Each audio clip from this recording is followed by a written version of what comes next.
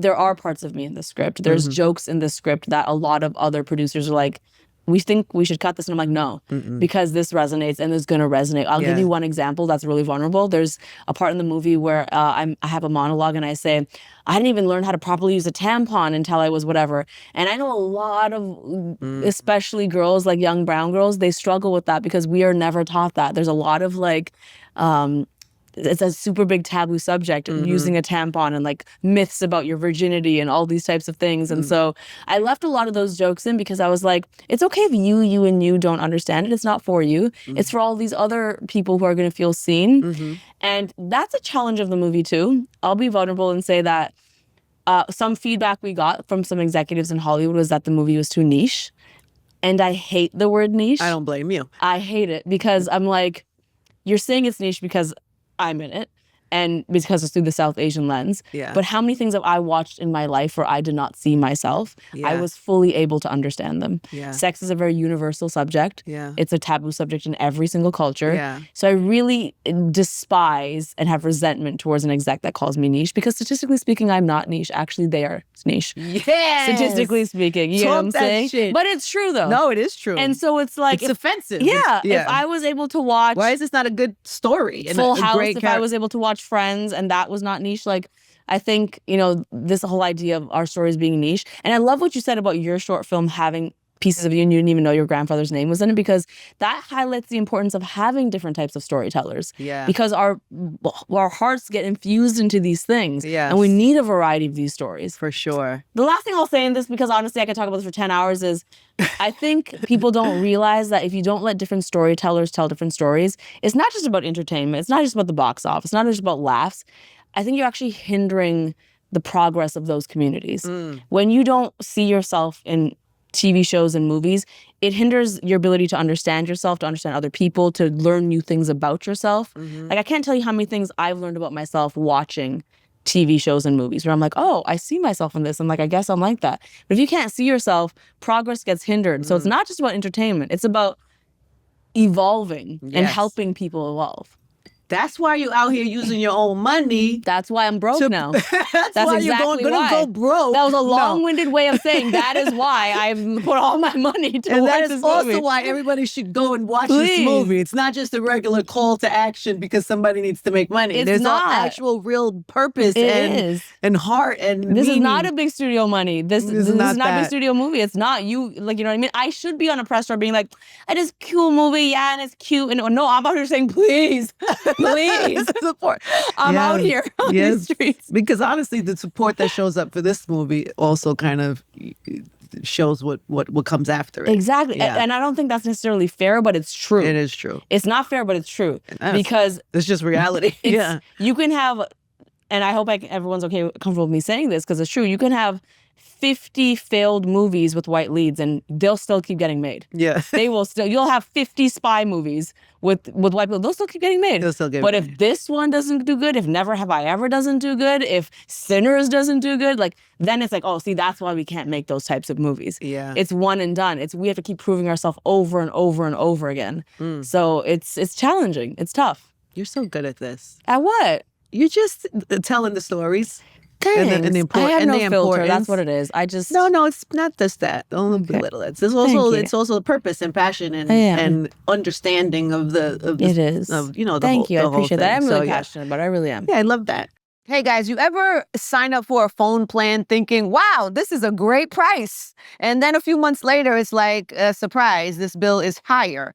With Boost Mobile, you pay $25 a month. Forever. That's unlimited talk, text, and data starting at just $25 a month. So no price hikes, no contract, forever. Plus, Boost Mobile is now a legit nationwide 5G network. They have invested billions building 5G towers across the country. So visit boostmobile.com or head to your local Boost store today and get unlimited talk, text, and data for $25 a month forever. 5G speeds not available in all areas. After 30 gigabytes, customers may experience slower speeds. Customers will pay $25 a month as long as they remain active on the Boost Unlimited plan. Yeah. There was I spent all morning on your Instagram, which was such a joyful place to be. Thank you. I'm glad you think so. It can be a lot too. No, I love it. I want to make my own daddy videos. I told you that already. You should. But then there was a clip that you did after Pride. Okay. Where you were giving Advice. Yeah. And there was something that you said that I absolutely loved. You were talking about the fact, well, you said you were basically giving someone advice if they come out and they don't immediately get the verbs or the vocabulary that they want to get. Right. If your parents don't say, no problem, I love you as you are, you know, if they don't give you the right words, that you should give people the grace to kind of see how they act. Right. Do they show you the love? Do they support you? Are they trying to do better, be better? And I loved that because I think it speaks not only to that specific experience, but anytime you show up in a way that maybe you feel maybe disappoints them. I want to leave college, or I'm this religion now that's different from our family. Right. Whatever way you show up that's kind of anti to something, having the kind of the bravery to be okay if somebody doesn't receive it the way, I don't know. I thought that I wondered for you if that was the case. I, every morning in my prayers, say one specific line, which is, God, guide me to have grace for myself so I may have grace for others. And I've learned that anytime I don't have grace for others, it's because I'm being very rigid with myself.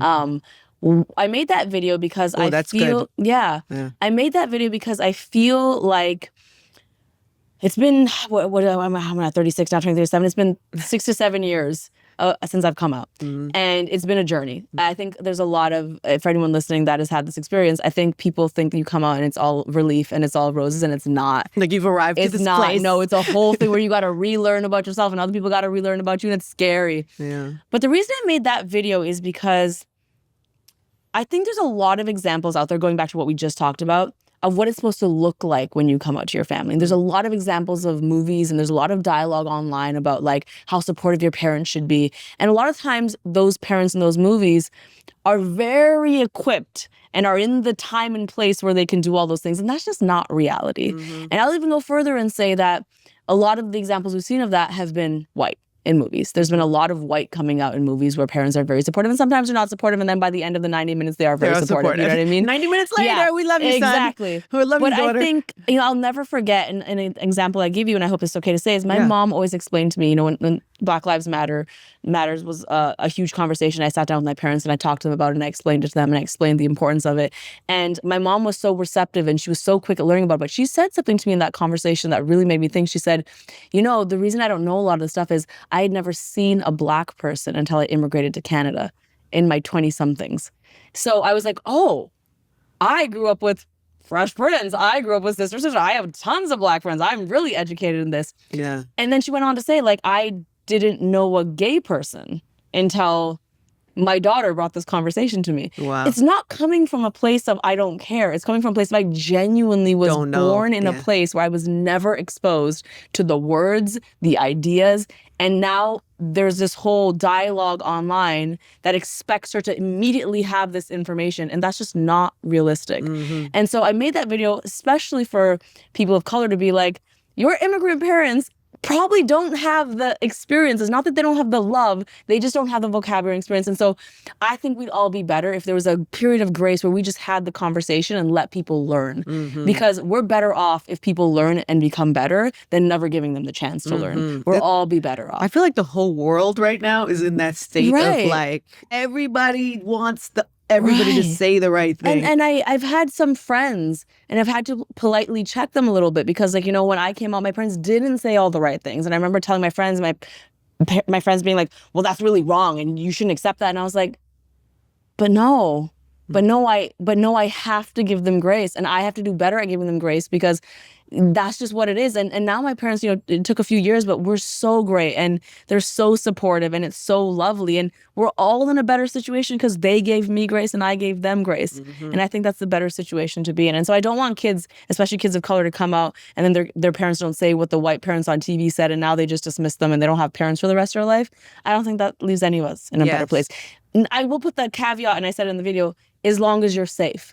I'm not encouraging anyone to be in dangerous situations. Or being abused. Exactly. I'm not encouraging any of that. But I'm saying if someone is willing to learn, I think they're worth the education. Yeah. And the love is still, if there's still love, and yeah, don't throw people grace. away. Just give yourself grace. Hey guys, thanks for watching. Make sure you subscribe, like, comment, and check out all of the other episodes we have on Angie Martinez IRL podcast.